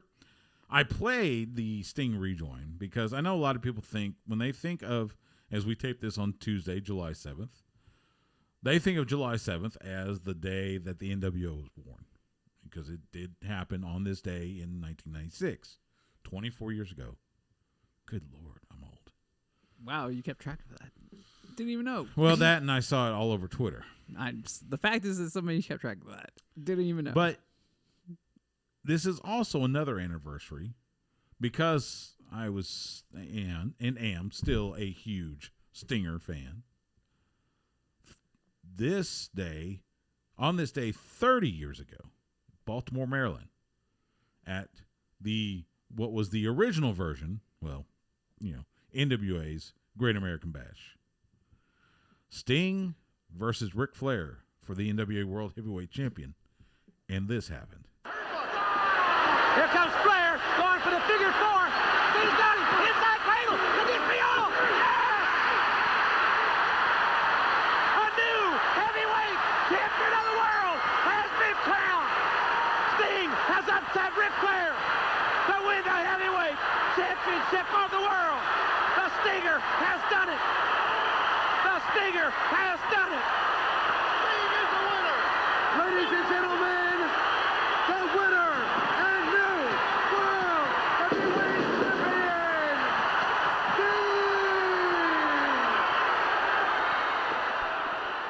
Sting! He won his first world championship on this day 30 years ago. Man, you should have used the original Steam theme music instead. I know, I should have. You still, no I've got offense, it somewhere. We still got to replace that WWE theme one, man. I know. It just doesn't fit with the cool stuff he's saying. I know. I agree.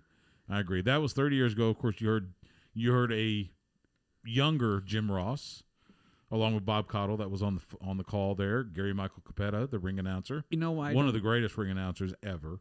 Oh yeah, definitely. You know, the reason I don't really remember this is because I was like 5 when this happened. I know you were, and that's because I'm pretty old in comparison to some of the people that might listen to the show. See, like I remember when that happened, and I jumped out of my seat and just, that was huge because the build up to that was so good. Yeah, because remember they had put him into the Horsemen. It was with Flair and Arn and Ole, and then they kicked him out.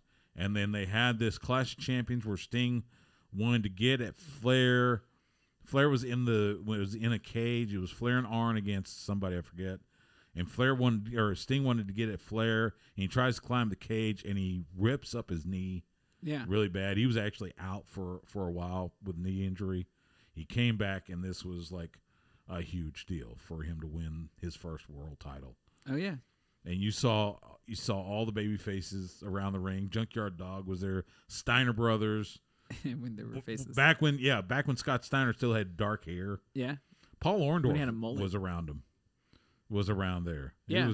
It was crazy. So so let's fast forward to the NXT version of the Great American Bash. Night 1 went pretty much the way we figured. The Timothy Thatcher and Oney Lorcan match, good Lord. I mean, those two that was just who could beat the snot out of each other most. Pretty much is what I expected. It was great, but it was crazy. The rest of it went pretty much what we expected. I would say Tegan Knox went in the number 1 contenders match, the Fatal 4-Way. That was a little bit of a surprise. No, not as much as you would think, considering who's in the match. Well, when you look at it, now it doesn't seem, but at that time, I really felt that she had like the most crowd support going into it because she's come back from the injuries and she has such a good story, so she was going to get the push. Right, but if you look at story-wise, I would have easily picked Candice LeRae, have her go against Io Shirai. But hey, great on Tegan Knox. I was happy for her. And then, speaking of Io Shirai, she defeats Sasha Banks, with help from Asuka. So that was neat. So night 2, which will happen this Wednesday, tomorrow night, you've got Tyler Breeze and Fandango, teaming up with Drake Maverick, taking on Santos Escobar, the former El Hijo del Fantasma. There you go. I was like, who was that guy? Yeah, well, he's taking the mask off, Yeah. And so now he's Santos Escobar, along with Joaquin Wilde, it's weird for me to see him dressed like that, considering, forever he's been DJZ. Oh, yeah. Yeah, and Raul Mendoza. So, speaking of Candice LeRae, she and Mia Yim will compete in a street fight. Our guy, Isaiah Swerve Scott, taking on Johnny Gargano. Mercedes Martinez will be in action, and then the main event, NXT champion Adam Cole. Where is it? There it is. Facing the NXT North American champion Keith Lee winner takes both titles. Loser goes to the main roster. I know, Loser right? By the way, did you see that one of the NXT wrestlers or Performance Center athletes tweeted out a spoiler photo? Oh, yeah. Yeah, I did. Now, I'm not going to spoil it. We're not going to spoil it here. But, yeah, somebody – now, at first you're thinking, oh, my God, he's gone. He's fired. But someone, I think it was maybe an Eddie Cross mentioned it could have been on purpose. That's what I was thinking too, though. It's just to kind of throw people off, or to draw ratings. Yeah, kind of the same way. Remember, they always talk about when on Nitro, Shivani gives away the results the night that Mick Foley won the WWE World Title. Yeah, but who was the one that said that's going to put some ass in seats? That was Shivani. That was Tony. And what they saw was immediately, 200,000 viewers switched the channel at that point to watch Mick Foley win. So, who knows? Could be. Anyway. I mean, no offense to everybody else on the card for night 2, but I mean, that's the big bill. That's what everybody's been talking about. That's what I've been looking forward to. Cole, one of the best workers in the business, going against what is the shooting star. Who just had a birthday, by the way. Yes, so happy birthday, of Adam Keith Cole. Lee, who is just a phenomenon in his own right. So we'll see. Absolutely. Yeah, that's what everybody's looking for. You're right. I mean, the rest of the matches will be great, but everybody's looking forward to Adam Cole versus Keith Lee. So that's going to be night 2 of Great American Bash. It will be Wednesday night, 8 p.m. Eastern, 7 p.m. Central on USA Network. Meanwhile, on TNT, AEW Fyter Fest. Again, it went pretty much as expected. No champion lost their titles. So Hikaru Shida, still the women's world champion. Kenny Omega, Hangman Page, still the tag champs. Cody Rhodes, still the TNT champion. I was a little surprised, but pleasantly, that Jurassic Express went over on MJF and Wardlow. Yeah, I was surprised by that. Your boy Wardlow, your boy MJF. I can't say I was too happy with that. My guy. Well, actually, I like both Luchasaurus and Jungle Boy, so I was happy for them. So that was night 1. So underwhelming. You thought the action was good. I mean, good. How was your assessment of night 1? It was fine. It was good. It was enjoyable. Easy to work, easy to watch. On a scale of 1 through 10, solid 7, 8. 7, 8. That high? I mean, let's say that 8 would constitute WrestleMania 25 because that's a pretty decent show. 10 would be like Wrestle Kingdom, the Omegas. Well, Clashes. no, it wasn't that. I'd say a solid 7. Okay, solid 7. Because I mean, it's supposed to be a pay-per-view style event, right, on network television. But it's like with even the WWE pay-per-views that are happening now, you can't rate them against a normal pay-per-view because of the empty arena thing. I don't know though. Some of those Clash of the Championship shows back in the day were pretty without good. the crowd, you can't count it the same. The crowd adds to it, and that's what's missing in both these shows. I don't know though, because even with the minimal crowd, the Edge Orton matchup from the last pay-per-view was excellent. It was, and you do wonder if the crowd would add or take away from. If there was a bigger crowd, the atmosphere would sound nicer. But but the work that they brought in the ring, that is what pro wrestling is supposed to be. Right. Can they make you feel even without the necessariness of having a crowd noise, so to speak?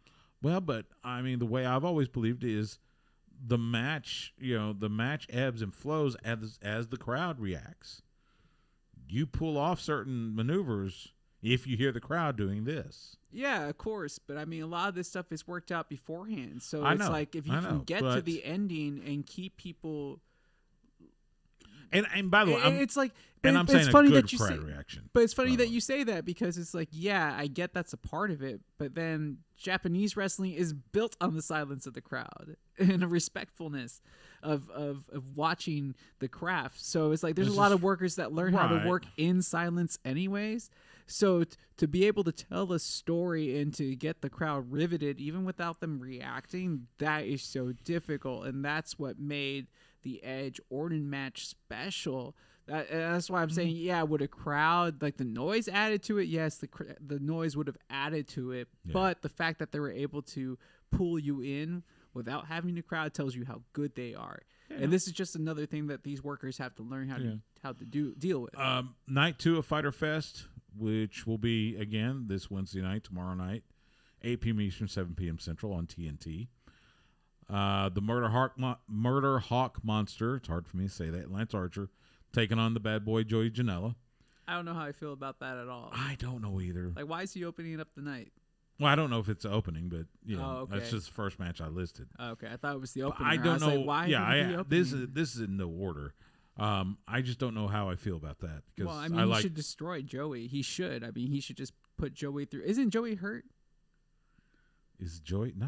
I thought he hurt his knee or something recently. Think so. I was all like, I figured that he just because they were starting this deal with him and Sonny Kiss. So yeah, but I mean, it doesn't mean that you don't get hurt. SCU will take on Brody Lee, Stu Grayson from the Dark Order, and Colt Cabana, who may or may not be of the Dark Order. Yeah, let's just admit right now though, the best shirt of this year has come from SCU. Oh my God, yes! I've ordered mine already. That was a terrific shirt. If you have not seen this, and I think I tweeted it out, I'm sure you have. If you have not seen this though, instead of "This is the worst town," it is "This is the worst year," and they've got the mask over the globe or whatever. Yeah, they nailed it. Whoever designed the shirt nailed That's it. That one. That's it. So I hope they sell a lot of those shirts. I hope so too. Nyla Rose will be in action. 8-man tag, FTR and the Young triple Bucks. Question mark? I don't know. They haven't said. Oh, I thought that was a new wrestler. They for just AEW. They just said, just like Martinez in NXT. I'm just joking. Oh guys. yeah, the joke flew past. No, question mark is with the NWA. Are we sure? Well, he was the last time we saw him. I mean, there's been some people let go recently, so it's tough to say. Well, I don't know if any of the wrestlers, but there's some people that don't work for them no more. I know. 8-man tag, FTR and the Young Bucks taking on the Butcher, Blade, and the Lucha Brothers. This is going to be just madness, and we'll see. Likely FTR will turn on the Young Bucks. Something. That's what I'm kind of expecting here. But that's what you want to see, right? I mean, let me ask you that. I mean, what? Instead of just going through the card, let me ask you that. Like, is that, since we're predicting it, if it doesn't happen, is that disappointing? Or we necessarily, or like it needs to happen here at this event? No. I mean, how much longer are you willing to be teased about this? Because it's like, this is what everybody wants to see, because they've been teasing it for years in rival promotions. Like, how long do you sit on this? Because there's a whole lot of things that could happen. Like, we've already seen this happen already for WWE. Somebody gets hurt, you're not able to blow off the angle, and you lose a lot of money. We've seen them tease the blow up of the Elite forever, and they still haven't done it yet. So yeah, but this is different. This is so different, because this is something that has been talked about through promotions. If they came over, were they ever going to wrestle? They finally had that. Everybody's been excited, and again, this is something that I have an issue with AEW. That's what they've done, is that a lot of fans want a certain thing, and they're really slow to do it. AEW? Yes. No. Yes. No, you got that wrong. Yes. I'm sorry. That's wrong.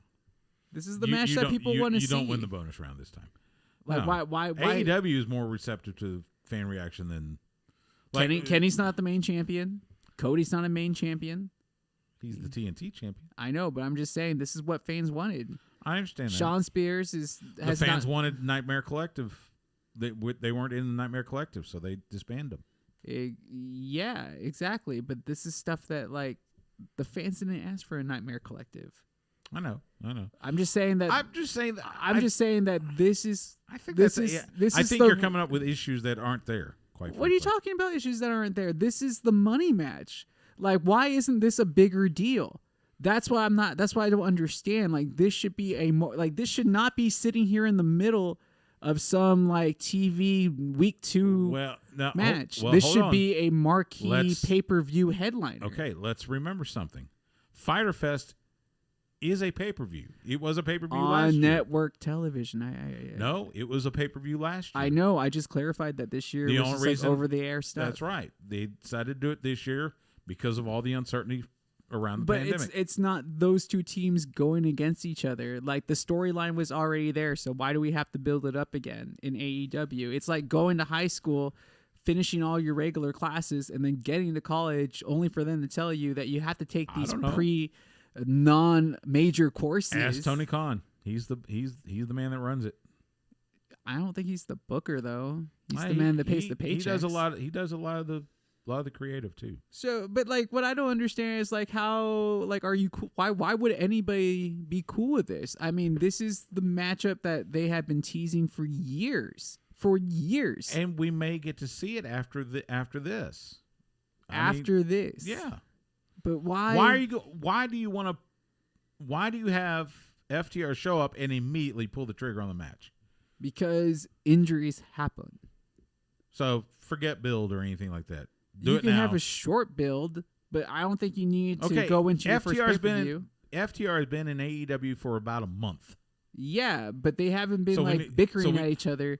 They haven't been. They've been working. You've been seeing seeds. No, this has been like the Von Erich build, and you don't have 8 months to pull it off. This is Von Erich's Freebirds build. I couldn't disagree more. This is the blueprint of the Von Erichs. It's a month. It's been a month.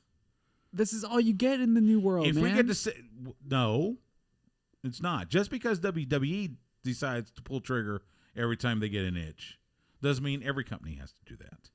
You have a tag team that has been all over the world. Wait, get the point. Let's move on. No. This is what this is for. You have a tag team in the Young Bucks that are slowly aging, right? They've put their body through a lot. What is your problem with it? You are sticking with this like this is some sort of major issue. Because it should be. It's not. It is in your head, but it's not. Who cares?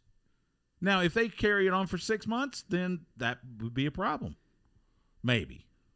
These are two guys. These two teams should potentially headline a major pay-per-view. I just feel that they're not. Last time I checked, there's a major pay-per-view coming in September. They're not going to headline. This isn't a major pay-per-view. I understand that, but they should still be a bigger deal. Like, I'm not seeing enough from them. Like, this storyline isn't enough to try to push that. Like, I don't know what to tell you. This should have been fast track. That's all I'm saying. They should be fast track. You have spent the last 10 minutes harping on this, and I don't know what to tell you. I'm telling you it's your taste. That's fine. Well, then I don't care. They went out and they made a big deal to sign this tag team. For the love of God, let it go. We're only moving on because you don't care. Why don't you care if this is supposed to be like tag team wrestling? But it's tag team wrestling, Stu. Like, why don't you care about this team? I want to see the match. Yes. I just want to see the match. When do you want to see the match? Well, it's going to happen on Wednesday at 8 p.m. Eastern. No, they're working together. When are we going to see them against each other? Oh, I don't know. Ask Tony Khan. Like I said, I don't know why it's not a bigger deal. I don't book AEW for crying out loud. I don't know why it's not a bigger deal. I think it's a huge deal. That's okay. That's fine.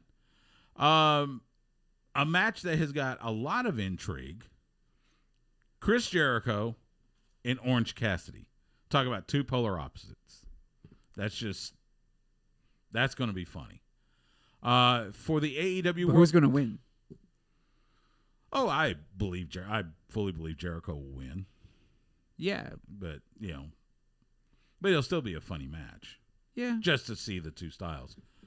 For the AEW World Tag Team Championships again, Hangman Page, Kenny Omega taking on Private Party, who won that first number one contenders match a couple weeks ago. So, Private Party. Matt Hardy will probably be in their corner, taking on Page and Omega. And then Cody Rhodes has issued an open chat. He's going to continue his open challenge tomorrow night for the TNT Championship. We'll see who he challenges. We don't know yet. If you are wondering, well, there was supposed to be a world title match. You're right, there was. However, the match with Jon Moxley and Brian Cage is being postponed a week, and they're going to make that the next Wednesday, July 15th, Fight for the Fallen, which, if you remember, this was one where they did some fundraising and such. They did that primarily because Jon Moxley, out of caution, they didn't want him at AEW with him taking care of his wife, WWE announcer Renee Young, who has tested positive for COVID. Is, from what we hear, she's doing well. He has so far tested negative. So, as of right now, that fight should happen at Fight for the Fallen. So, and also, Taz has said he's going to make a major announcement, quote unquote, at Fyter Fest tomorrow night. I don't know what that is. We'll see. Did you see Brian Pillman Jr. on AEW Dark?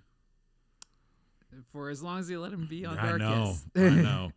I mean, it was good to see him. He loses to Sean Spears. It was what exactly, a match that highlighted Pillman's, abundance of skills. Yeah, but I mean, it makes me seem like they're going to give him another shot. But you hope. I mean, but this is exactly what Sean Spears needed. Yeah. If he's supposed to be a believable badass character that's supposed to be vying for the AEW main title, like, he's supposed to squash guys like this. Yeah, he was. And plus, technically, I did read up, and yes, Brian Pillman Jr. is still technically contracted to MLW. So, but since they're not running shows, they're allowing him to get a paycheck, at least even if it's for one night or two nights, whatever. With AEW, and we saw this with Jimmy Havoc and with MJF, where they worked for both companies for quite some time, actually. So, so that's your Wednesday night lineup. Should be interesting. I'm still tickled that you were so adamant about the Bucks and FTR. It is hilarious. It's like, why not? Like, why prolong it? Like, there doesn't need to be any AEW build. It's like the way that they tell their storylines, since most of it's off screen anyways. Why isn't this fast track? Because most of the people I couldn't disagree more. No, because it goes with their philosophy, Stu. You're not changing my mind. You can argue all you want. You're not changing my mind. I'm not trying to change your mind. I'm just yes, you are. You're trying to change my mind. No, I'm just. That's why you keep arguing. No, this is not even an argument. I'm just telling you. No, I'm just asking you to take a look at the way that AEW currently books and how they progress their storylines. Why is this one storyline taking longer than the other ones that they've done through social media? Same thing I've said the previous 10 times. Ask Tony Khan. Ask Tony Khan, Cody Rhodes.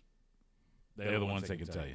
I can't give you an answer. I'm just saying, and I don't see the problem. If they did it with the other ones, and if they like to rely on the social media aspect of telling their stories, then this one was already set up through social media. Why not just roll with it? Or not only that, if they're not going to be going up against the Bucks, why aren't they coming in and winning the titles outright? That would have made a much bigger splash. Again, I don't know. Like, I thought they were going to treat them like top guys. Well, I think that phrase might be trademarked by WWE, so we'll see. Top hombres, however you want to say it, man. Stop. You're funny. We're going to take a quick time out, and I'm going to let Justin cool down. When we come back, we've got a couple more notes. New Japan, their New Japan Cup finals are set. We'll talk about that and more coming up. Sports Guys on Sports Guys Talking Wrestling. You were just losing your mind, and I'm trying to go forward so we can end the segment. I know, but I just feel like you need more of an opinion on the other ones. Yes. No, because you kept repeating yourself. No, because you're not. I didn't feel like you were listening the whole way through. I just wanted to get that point. Because I didn't care. You should care, though. That's the problem. No, I shouldn't. I care about whatever I care about. No, see, again, you're wanting to change my mind. No, dude, that's the problem. Is that you don't care about the revival, even though they should be. They're not the revival. Whatever the hell they're called. They should be a top attraction in AEW right off the bat, and right now they're just stuck in the middle. Because if you're feuding with the Bucks, you're not near the main event card. even though they're supposed to be main event players. But they're not feuding with the Bucks right now. But you're saying they should have the match with the Bucks now. Yes, either you have the match with the Bucks and make it a main event match, or you give them the title so it becomes the main event. And again, I said, well, that's why they have All Out coming in September. Is that not soon enough? No. Then that's a problem on you. I think they missed the boat with. That's a problem on you. I think they missed the boat on FTR. No. Yes. I don't think so. All right, let's do the last one.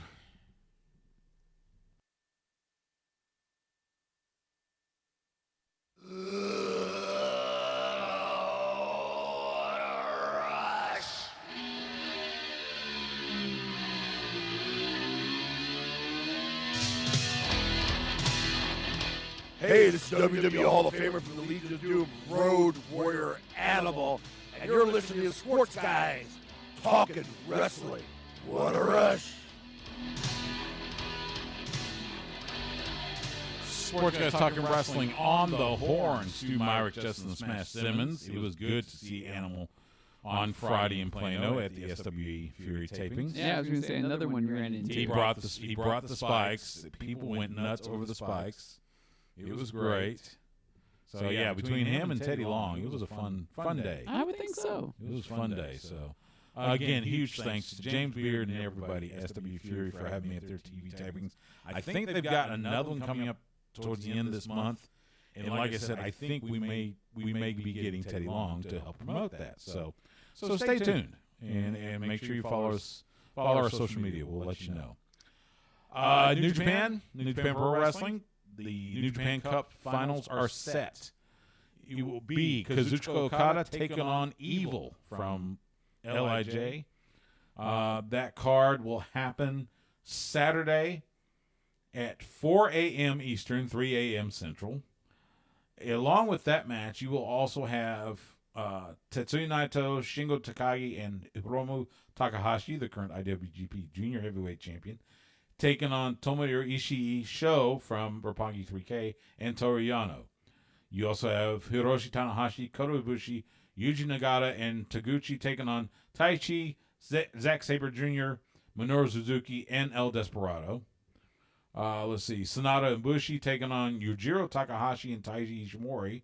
So LIJ versus Bullet Club there. Tenzan Kojima taking on Hiroki Goto and Gabriel Kidd. And Makabe and Hunman taking on Yota Tsuji and Uemura. So that will be Saturday. The winner between Okada and Evil will go to Dominion the following day to challenge Tetsuya Naito for both the IWGP Heavyweight and Intercontinental Championships. Dominion will be Sunday, 2 a.m. Eastern, 1 a.m. Central. By the way, both these are going to be from Osaka. You also got Tanahashi and Ibushi defending the IWGP Heavyweight Tag Team Championships against Taichi and Zack Sabre Jr. And Shingo Takagi taking on Sho for the Never Openweight Championship. It's kind of weird because Dominion is supposed to be their second biggest show behind Wrestle Kingdom. So, and I would suspect we're going to see more matches. There is a little bit missing because you've got people that aren't going to be there, like the Gorillas of Destiny, Bad Luck Fale, guys like that. I don't know where Will Ospreay is unless he's injured, because last I remember he's in Japan. They moved to Japan, so we'll see. But you've got some people missing, so we'll see how it turns out. The one thing that I got reminded of, besides being AEW World Champion, Jon Moxley is still the IWGP United States Champion. And we don't see, and we haven't, obviously he can't go over to Japan. Heck, he can't even go to Florida right now. Sure, can't go to Japan to defend that title. You can always ship the belt back. It may happen. Who knows? But it's understandable, though. Like, it's not like it's going to be any great mystery as to why this is happening. Yeah, that's true. That's true. But I think the big news here, though, is the fact that WWE won't be able to run SummerSlam the way that they had originally intended. Yeah, did you hear about this? Yeah, so it's not going to be in Boston.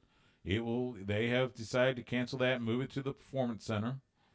In fact, Vince was hoping to run at least some shows with fans in attendance at an arena in, I can't remember if it was Orlando or Lakeland, but that has gotten scrapped because of Florida's current status with the pandemic. We talk about Florida, we can talk about ourselves over here. Yes. It's similar stuff. Yeah, I was going to say true. Probably not the best idea to run an event like that. No, not in the least. One company that is running, AAPW, America's Academy Pro Wrestling, they've got a show this coming Saturday. I saw, was it Prince Adam taking on El Rayo for the belt?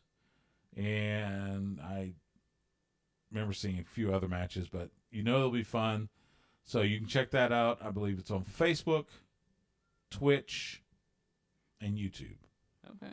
AAPW. You might hear me on commentary with Eli Freeman. I think Freeman. I was gonna say. I know it's Eli. I was like, rule number 1 is learn who you're working with. Right? Well, I had it written down, but I've slept since then. So, but check them out. AAPW this Saturday at the AAPW Arena on here in Austin. So, what do you got going this weekend? Baseball starts for me tomorrow, or I guess if people are listening to this, I'm probably covered like a whole day already. Yeah. Yeah, but it's just like private, like top tier high school baseball. Okay. All right. It's like on Flow Sports. Okay. But it's just like I'm going to be doing that for like 3 weeks. The Round Rock Harrymen have started their season. This Texas Collegiate League that's occupying Dell Diamond because the Express aren't playing. So, and they've got a homestand, I think, the next couple days. I might try to go out there for that. So, we'll see. I don't know. Other than that, I'm not going to get up and watch New Japan because that's just too early. And the other thing I realized, I looked on NJPW World, the English commentary version is happening like a day or two later because, silly me, obviously Kevin Kelly can't be ringside. No. And the rest of the crew, so they're going to tape their version and it'll be available on NJPW World a day or two after the event. So, which makes more sense. Yeah. It's and okay. I don't speak Japanese. I know a few words, but I was going to say I'm just going to watch whenever I feel like watching. Yeah, I'll catch it. I'll catch some of it or catch it on YouTube or whatever. I'd be interested in seeing Naito against either Okada or Evil. Basically, that's what I'm hoping for. I just want to see how Naito looks. Yeah. Yeah. So because he hasn't really, I feel bad for him because every time they try to give him the belt, he never gets a chance to have a good run with it. I know. And now they built him up to the part where he's supposed to be like the top star, and this happened. So hopefully he can rebound. It's crazy. So there you go. That's going to do it for this week, Sports Guys Talking Wrestling. You can follow Justin Smash Simmons on Twitter, Instagram, and Twitch at The Smash Simmons. You can follow me on Twitter and Instagram at Stu Myrick. That's STEWMYRICK. You can follow the show on Twitter at SGTWATX. You can find us on Facebook and Instagram at Sports Guys Talking Wrestling. We are proud to be the official broadcast partner of the Professional Wrestling Hall of Fame, and we're proud to be part of the great lineup you hear every day. On the flagship station for the Texas Longhorns, we are The Horn. Catch us Wednesday nights, 9 p.m. Central on The Horn, 104.9, 101.9 FM and AM 1260, or catch us anytime on demand by going to hornfm.com and click on the On Air tab, or subscribe to us via your favorite podcast platform. Our thanks to Thunder Rosa for joining us tonight, and our thanks to you for giving us a little bit of your time. For Justin, I'm Stu. We will see you at the matches.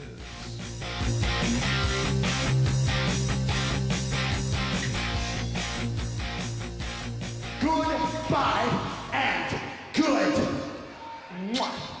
night. Bang! Oh, yeah, there it goes. All right, so that's it. We went a while. It's almost 10 o'clock. Yeah, I know. I gotta get going. You gotta get going. I have to finish setting up for tomorrow. We're gonna sign off here. Those of you, thanks for watching. We'll see you again next week. All three of you, thank you.